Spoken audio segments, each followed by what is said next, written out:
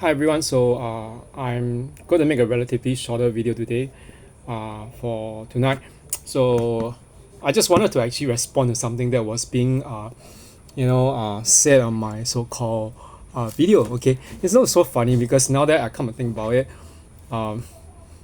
it's just the whole thing with people when on you online you have that's the kind of thing you always have to be prepared for. One friend of mine used to tell me, if you put all these videos out there, it's actually she said it's good to actually put your face out there even then. Okay, but she said you have to be prepared. Some people will just like say horrible stuff. They might try to troll you, and so that Russian friend was telling me, the one way to go around that was to actually restrict comments. Yeah, but I was like, why should I? I mean, I didn't do anything wrong.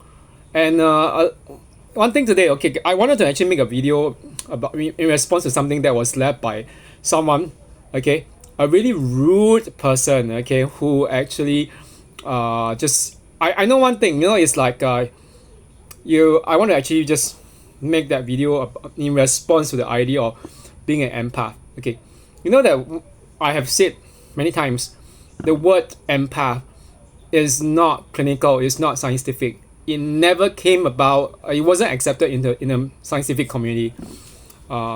Psychologists, psychiatrists, doctors. Okay, the majority have not found any conclusive evidence for the term empath. Where did it come about?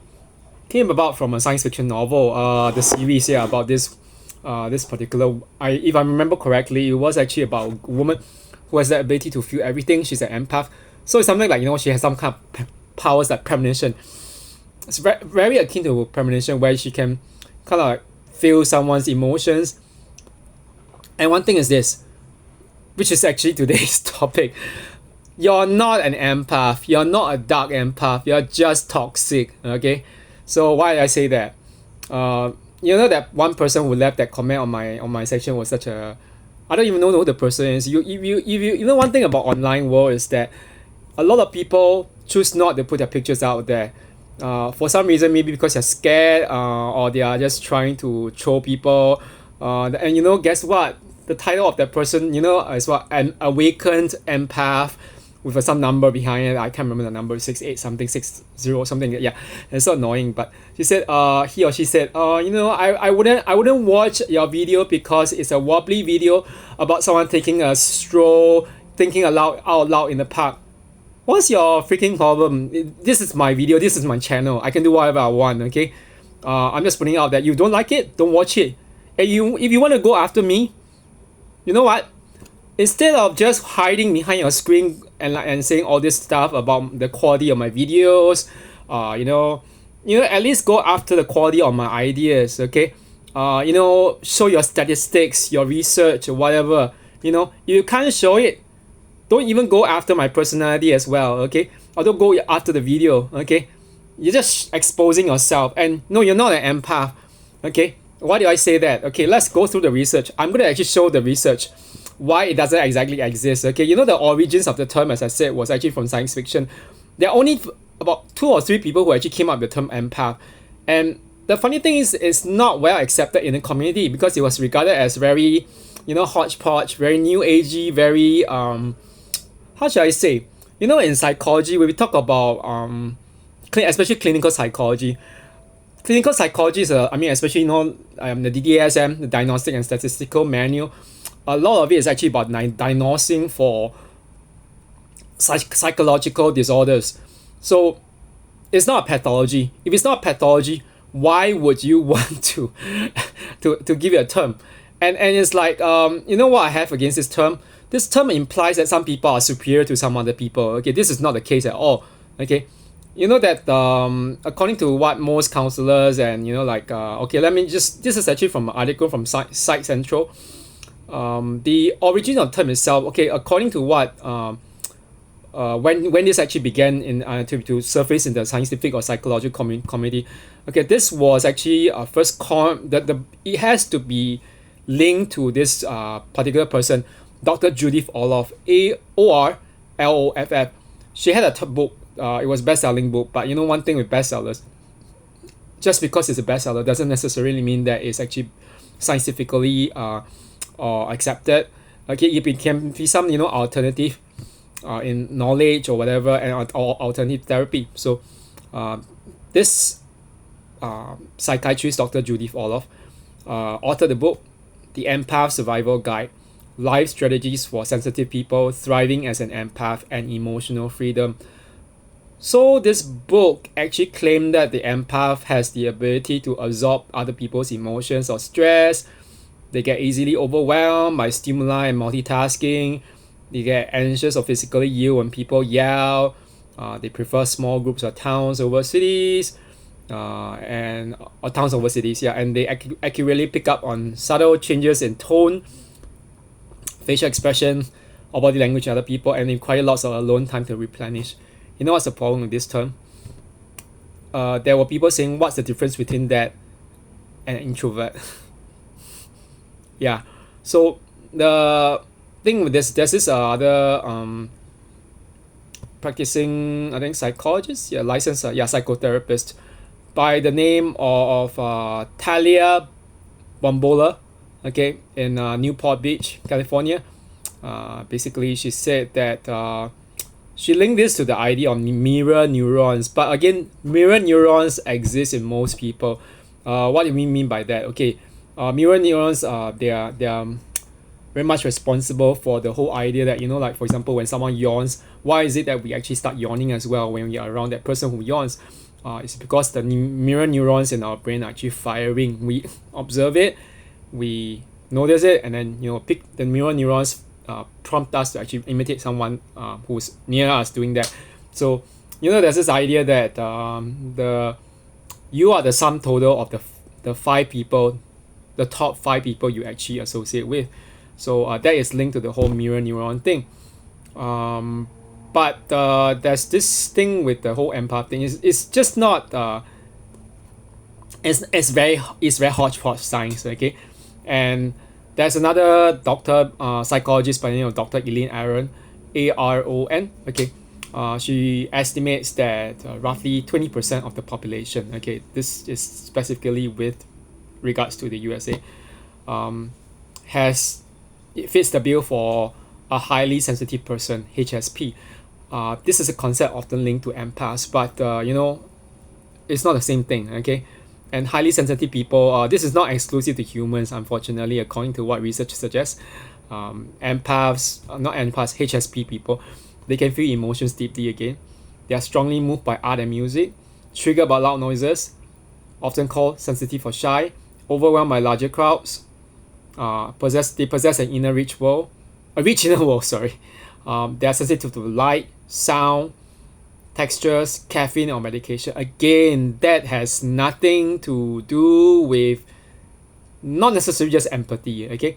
And they love to stay away from violent media, okay? So the whole idea of overstimulation, over-arousal of the nervous system, the parasympathetic system, okay, as a part of the HSP, because the system is hypersensitive and responds to stimuli. Again, this is actually according to Dr. Talia Bambola. But the point is this: seriously, my take about all this, okay, is that you call yourself empath, you call yourself HSP, it doesn't matter. If you are mean to someone, okay, you are not an empath, okay, you're just lashing out at the person, okay. And if you lash out, don't try to say that you had a moment, okay. You're just being mean, okay. So I said this before, that there were some people in this like community of people who were creating content videos about narcissistic abuse. I hate to say, I think one or two of them claimed that they were dark empaths, and at that point in time I was like, I had some alarm bells ringing, because the whole thing is that this term again, dark empath, is not medically or scientifically accepted. It's not conclusive. And what is a dark empath? Dark empath is someone whom they claim that they have this person, a dark empath, has the ability of the empath to feel the emotions of other people.